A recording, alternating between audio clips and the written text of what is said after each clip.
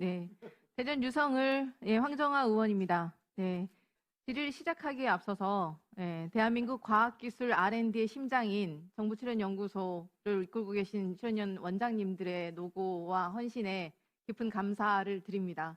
여러분들이 계셔서 오늘날 대한민국에 존재하고 있다고 믿고 있습니다.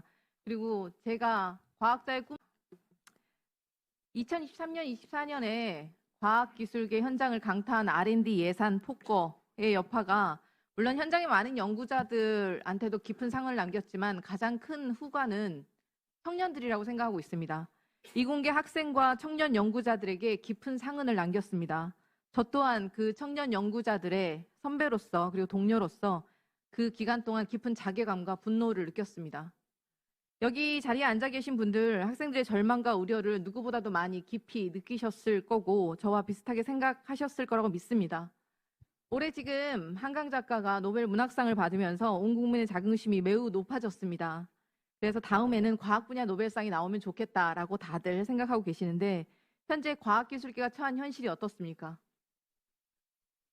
학생들은 의대로 떠나고 연구자들은 고통받고 그리고 국가 미래의 대동맥이 완전히 끊기고 있는 상황입니다.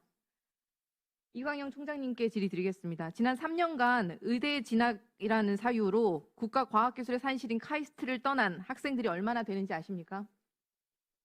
네, 알고 있습니다.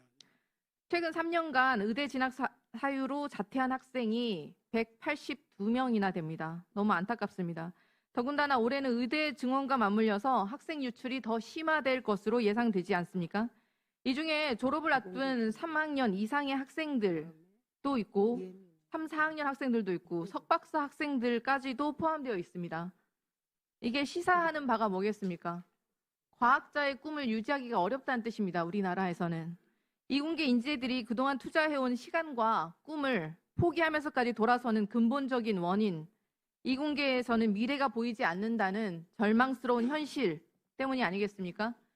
그리고 카이스트, 디지스트, 지스트, 유니스트, 켄텍, 포스텍 등 과학기술 특성화 대학의 대표자 연석회의의 설문조사 결과에 의하면 R&D 예산 삭감으로 인해 임금 삭감에 피해를 입었다는 학생들이 75.3%에 달하고 연구가 축소되었다는 응답도 79.6%에 이릅니다. 해외 학회 출장 취소되고 연구실 소모품도 못 사고 연구 재료비도 부족하고 이로 인한 실험 진행이 불가하고 가정 소득이 불안정해지고 연구 활동 위축됩니다. 연구 중단 사례가 정말 끊임없이 터져나오고 있습니다. 현재 7대 신기술 분야에서 인력 공급 대비 일자리 수요가 34만 5천 명을 초과할 것이라는 전망이 나오고 있는 상황인데 정작 현장에 있는 청년 연구자들은 생활고부터 미래에 대한 불안까지 겹치면서 오히려 연구 현장을 떠나고 있습니다. 김복철 이사장님 질의드리겠습니다. 지난 5년간 출연연에서 떠난 청년들이 얼마나 되는지 아십니까? 네, 제가 알고 있습니다. 네, 정말 참담한 상황 아닙니까? 네. 국가 R&D의 심장이라고 할 수 있는 출연연에서마저 5년간 30대 이하 자발적 청년 퇴직자가 무려 788명입니다. 대다수가 당연히 현장 연구직이고 전체 자발적 퇴직자의 63%가 청년 퇴직자입니다. 결국 연구는 사람이 하는 것입니다. 이런 상황에서 우리나라가 과기 분야 노벨상을 감히 꿈이라도 꾸겠습니까? 꿈조차 꿀 수 없는 지금 절박한 상황에 빠진 이공계 청년들에게 연구에 전념하십시오라고 이렇게 당당하게 말할 수가 없습니다. 유광준 혁신본부장께 질의드리겠습니다. 최근에 과기부가 과학기술 인재 성장 발전 전략을 발표했습니다. 늦었지만 환영할 만한 일이라고 생각합니다. 그런데 과연 본질적인 부분을 바꿀 수 있느냐는 우려가 계속되고 있습니다. 정부는 정책으로 말하는 법입니다. 그런데 제가 앞서 지적했다시피 향후 R&D 예산도 국정과제로 약속했었던 총 지출의 5% 수준을 지키지 못하는 것은 물론이고 오히려 R&D 예산 비중은 줄어만 가고 있습니다. R&D 예산이 충분하게 지속적으로 안정적으로 투자되는 것이 이공계 인재 성장 사다리를 복원하는 가장 근본적인 해결 방안이라고 생각하는데 동의하십니까? 예, 의원님 말씀 기본적으로 동의합니다. 또 정부가 야심차게 발표한 한국형 스타이펜드 제도 역시 전 걱정입니다. 1인 가구 올해 최저 생계비가 얼마인지 아십니까? 개인 회생 제도의 최저 생계비가 134만 원입니다. 파산해서 회생하는 사람들조차 130만 원이 있어야 기본적인 생계를 유지할 수가 있다는 뜻이에요. 그런데 지금 한국형 스타이펜드 제도는 박사급 110만 원, 석사급 80만 원 정도를 지원합니다. 최저 생계비에도 못 미치는 금액으로 어떻게 청년 연구자들이 안심하고 연구에 집중하라고 말을 할 수 있겠습니까? 그리고 향후 미래의 물가 상승률, 주거비 등을 생각하면 사실상 실질 혜택은 더 줄어들 게 뻔합니다. 제가 현장에서 만난 이공계 청년들의 가장 큰 애로사항은 사실상 주거 문제, 취업 문제였습니다. 그런데 이번에 발표하신 과학기술 인재 성장 발전 전략에는 이런 종합적인 대책 전혀 안 보입니다. 교육, 연구, 취업, 주거 등의 청년 연구자들을 지원하는 종합 대책을 마련해야 합니다. 필요하다면 범부처 TF라도 만들어야 되는 거 아니겠습니까? 그리고 이에 대해서 더해서 현장 연구자들의 처우 개선을 위해서 PBS 제도 개선, 수권 인건비, 출연금 확대, 그리고 임금 피크제 개선, 정년 연장 등에 대해서도 적극적으로 검토해 주시길 바랍니다. 예, 1차 관실하고 협의하도록 하겠습니다. 네, 김복철 이사장님께 질의드리겠습니다. 내년도에 항우연이나 전문연을 비롯해서 다 합쳐서 25개 과기분야 출연연의 주요 사업비 알고 계시죠? 네네. 네. 올해 이뤄진 R&D 예산 폭거를 극복하기에 충분한 금액인가요?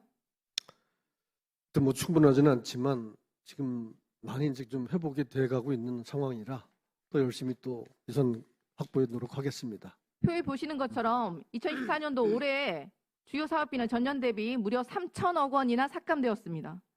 과기부에서는 글로벌 탑 연구단 R&D를 포함하면 2023년도 대비 증액되었다고 밝혔지만 모든 출연연들이 글로벌 탑 10 연구단의 예산 수혜의 효과를 누릴 수 있는 게 아니지 않습니까? 네. 정부 입장을 모두 수용한다 하더라도 2023년도 대비 고작 5.3% 증액입니다. 올해 날아간 출연연 주요 사업비가 수천억 원, 그리고 물가는 천정부지로 뛰어오르고 있는데 고작 5.3% 증액으로 보릿고개 넘어갈 수가 있겠습니까? 그리고 대학생과 대학원생, 그리고 출연연과 스타트업, 대학 연구시설과 산업계까지 이어지는 R&D 밸류체인이 더 무너져 내리고 있습니다. 가뭄의 단비라도 될 수 있도록 사실 R&D 예산에 추가 증액 필요하지 않겠습니까? 네, 그렇게 생각합니다. NSC 이사회가 주요 사업비 예산 등을 의결해서 정부에 제출하는 만큼 출연연들의 주요 사업비를 더 증액할 수 있도록 NST가 적극 모색하고 또 방법을 보고해 주시기 바랍니다. 네, 그렇게 하겠습니다. 또한 경상비, 인건비 확대하기 위한 대책 마련도 적극 나서야 합니다.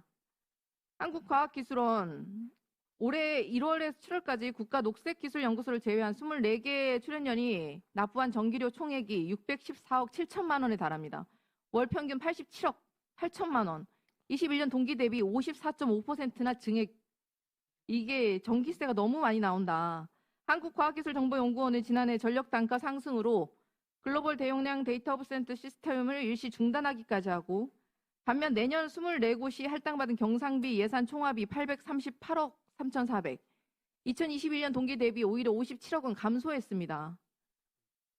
이사장님, 네, 이제. 24년 대한민국에서 전기세, 전기료, 가스비가 무서워서 연구를 못하는 게 말이 됩니까? 경상비와 인건비의 추가적인 증액이 이루어져야 한다는 현장의 정말 절박한 의견에 대해서 어떻게 생각하십니까?